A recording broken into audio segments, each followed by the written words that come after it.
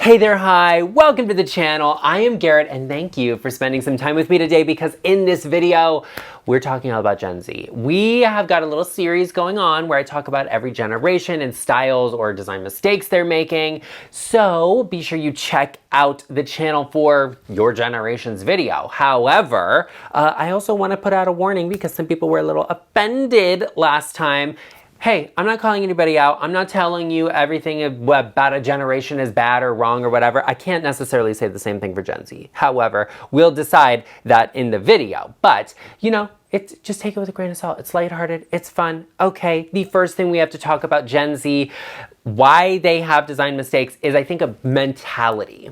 Gen Z loves a vibe. Okay, I would say that. They love a vibe, not necessarily a specific style or a combination of styles. They just like a vibe. You could call it a mood, you could call it a number of different things, but they like an aesthetic. And that's what they want. They kind of want something that looks good in photos or that could be posted on social media, something that has like, you know, a very feeling like space. As where, you know, for me being a millennial, I think millennials gravitate more towards trends, and I am looking more towards specific styles that I like. You know, I'm originally from the South, so I like more traditional design. I saw a lot of those buildings, so that really influences me and my home, my style. As where Gen Z is more like, oh, you know, what is the vibe? What's in right now? What is, you know, what do I want it to look like or feel like? And they can take it to a number of places. One is like, oh, we're doing a monochromatic color scheme. It's all gonna be beige. It's all gonna be everything black, you know, like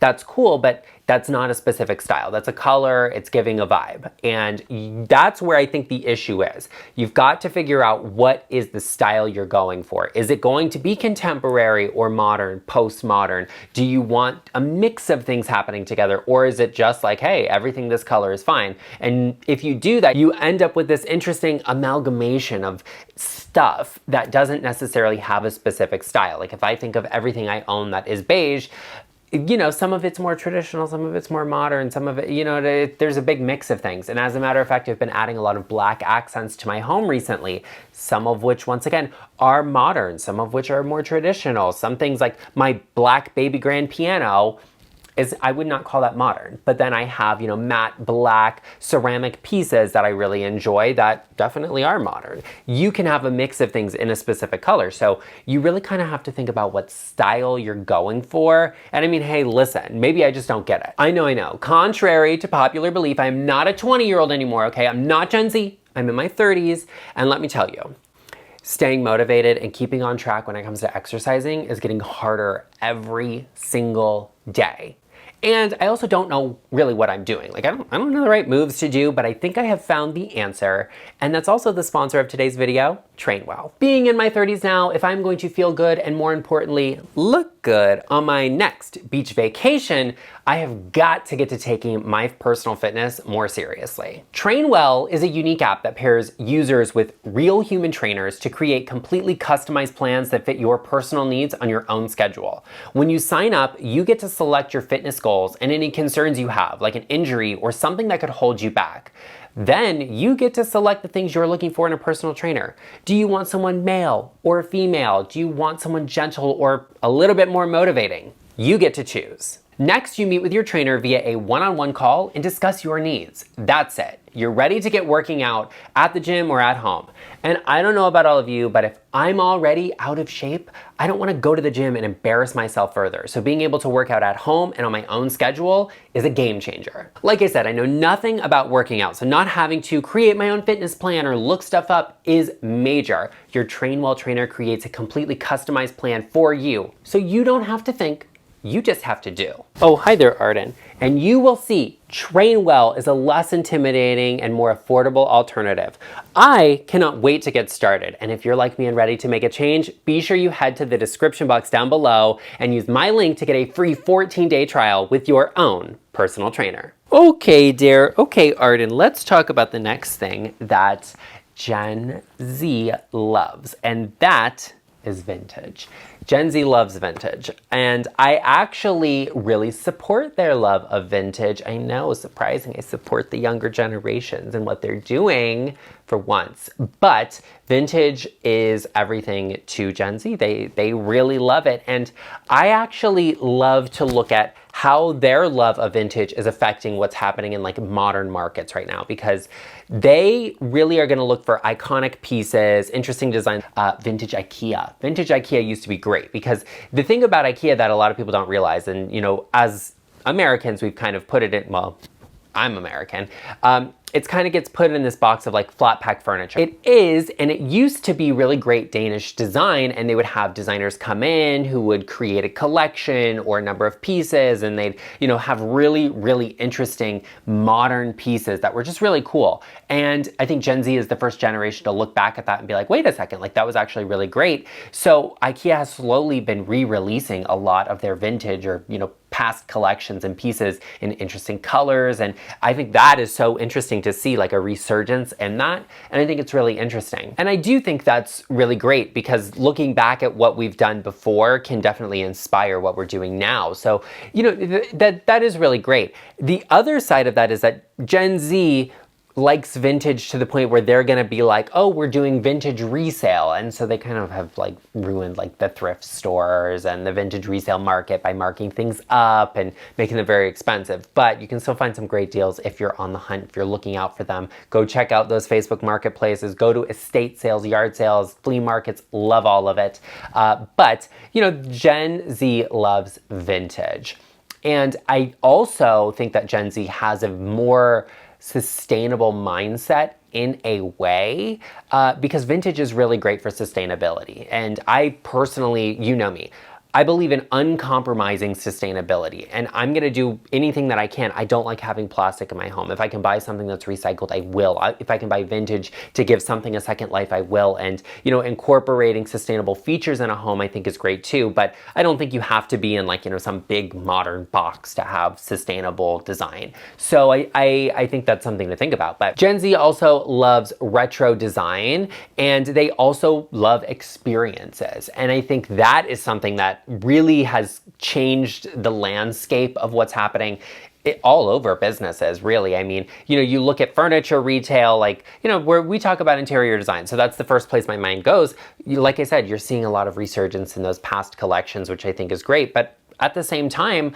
Gen Z loves experiences. So when businesses are trying to tap into that market, they start looking at what's iconic design, what is going to draw these people in. Like my husband always says, here in Las Vegas, they need to bring back the names of the old casino and resorts that have been torn down, like the Riviera, the Dunes, the Stardust. These are like cool iconic properties and names, but they're gone now. So we would love to see them come back. Iconic design is what it's all about, these experience-oriented spaces. Gen Z loves it, and they try to do that in their home too, but I think it's really vintage and their love of that in retro. That's really great. Speaking of things that are iconic, let's talk about me. Yes, and you should actually take a moment and not just appreciate me and everything that I'm offering and giving, but you should also take 1 second and hit that button, that subscribe button, and join us. Become a part of the LeChic family. We would love to have you here. We put out videos every week all about interior design, all about lifestyle, and how you can achieve great design in your space, in your home, no matter what your style is or what generation you are a part of. So be sure you take a moment, hit that subscribe button, join us, become a part of the LeChic family. And to all of our LeChic family, thank you so much for being here, for tuning in and watching. It means the absolute world to me. Be sure you sound off in the comment section down below. What is one trend, what is one, I don't know, design mistake that Gen Z makes that you would love to see them stop making because it is offensive to your design sensibility? Be sure you sound off, because I want to hear from you. Now, we just talked about vintage and retro, which I stand by. However, we have to talk about the effect that has and what it looks like, which is what I would call crayon chic. Because when you look at like a Gen Z space, like you have two different things really. One is kind of monochromatic, where everything is the same color, same tone, very moody, very vibey, whatever. The other end of that is you have this really great appreciation and love of postmodern design, and specifically items, accessories, decor, furniture pieces that are in vibrant colors, not necessarily primary colors are not exclusively primary colors, but these really strong, vibrant tones. Gen Z loves it. They love it because it's very fun, it's very youthful, there's a lot of personality there, and I think that's interesting. And it definitely has personality in a way. However, I think there's a conversation to be had about the longevity of this style and what's the realities of it, because I think it's cool and interesting to see. I think it plays nicely on social media. And also, you know, when you think about Gen Z and their age bracket group and where they are at their life, a lot of them are not quite ready to buy homes yet. And, you know, honestly, like today, like that's not even an easy feat at any age, let alone for younger people. So a lot of them are in apartments and they're in these white boxes. And so, you know, bringing in a lot of color is fun and it's interesting and they like doing that. And they do that through accessories and decor and furniture and rugs, soft furnishings. So much respect for it. I have so much. However, I think you have to think about how long will you want this? How long will it last? How fitting is this gonna be in 10 years? And then, you know, you kind of go from there and decide like, maybe this doesn't make sense to invest a ton in or put a ton of money into, because a lot of these pieces that you think are like great, iconic design and collectible are not really. They don't really retain value like that. And I can't say that about everything, but you know, it's something to think about. How long is this going to work for you? Are you going to be tired of it in a year and ready to change and try something different? Will this work in another space if you have to move, if rent goes up? You have to think about those things. So this like Crayon Box Chic kind of moment vibe that Gen Z likes, I think it's interesting. I think there's a place for it. I don't know if it's for everybody and how long it will last. Another thing that Gen Z loves, they just are obsessed with, is lighting. And as a lighting lover, I appreciate that for them. However, they're just not doing it well or right. But that's not a surprise. So let's talk about lighting. I love lighting, I love layered lighting, I love mood lighting, soft lighting. 2700 is your temperature for lighting. Give me lamps, give me a lamp at every corner, give me at least 3 alternative sources of lighting in a space, and I love that. Gen Z, however, is going to look more towards colored lighting. You know, the hue lighting and all of the different LED tones. I think there's a time and a place for it. It's very like chromotherapy, which I think is interesting, and it can have a very relaxing feel. You know, I think I could definitely get my head around it for a period of time. I don't know that I could live in a space like that in the long term though. Gen Z loves it. They love all of the moody lighting, the strip lighting and everything. And I'm okay with that to an extent, like as long as it looks good. When it doesn't look good though is when you can see the lights. And what I mean by that is, you know, LED lights. They have these like little LEDs in them, right, that give off the light, and it tends to look very blocky and very harsh. So if you see the strip lighting itself, it doesn't look very good. The same thing goes with, you know, like the hue light bulbs. If you can see the bulb, it doesn't look good. It like kills the illusion, and I want that fantasy. There's also some great lamps that they're like very thin lamps. They go in corners and you don't see the actual light itself. You just see the glow it casts in those tones. I think that's great. If you like strip lighting, just make sure we can't see the lighting. If you're like, oh, I need to put it up in the corners and everything, cover it with a piece of trim or put it underneath furniture. I think that's great too. Behind furniture, like I could put them behind this sofa here and have really great lighting against this wall, but I wouldn't be able to see the strip itself, and that would be great. The same thing goes for your home, even if you're not doing colorful lighting, right? Like, you know, this light behind me, I love that it's kind of angled in towards the wall, so I get the light it's casting here, but I don't have to see the actual light itself. And I really think it's those details that make the difference, no matter what your style is, no matter what generation you're a part of. I have got all the answers for you, which is why if you need any help, you should definitely head to intro.co/GarrettLeChic to book a one-on-one design consultation with me, where I can answer any and all of your design and decorating needs, no matter what your style is, no matter what you're looking to achieve, whether it's something small like picking out a lamp or a lampshade, or it's something large like, hey, we're renovating our kitchen, what do we do? I've got the answers for you. So be sure you head to the description box down below, click that link, and book a consultation with me. Now, the biggest probably faux pas I would say I see Gen Z make is that they lack an understanding of the difference between junk and maximalism. Ooh, yeah, I don't want to be too harsh about it, but you need to be taught, you need to be educated, and that's what you will get right now in this moment. Junk is junk. Junk is just stuff. Maximalism is a idea, it's a concept that isn't necessarily one style. So it can be adapted to any style you choose. You know, my home, I like modern pieces, I like more traditional pieces that lean a little bit more federal or Regency. So if I wanted maximalism, I could lean hard into the Regency. I could do wallpaper, I could do moldings and trim everywhere. I could add more furniture pieces, more artwork on the wall. That would be very layered and very maximalist. However, I like something more pared back. So instead of doing that, I'm gonna have a simple wall color and then add some accessories, some details in there. I like cohesivity. So that's what I'm working with. If you're Gen Z and you love postmodern design, you can do postmodern and you can do it maximalist. However, it's not just about adding more stuff. Okay, so you wanna have a fun color on the wall, you wanna have a pattern or a detail there, you wanna have other patterns layered together, interesting shapes together.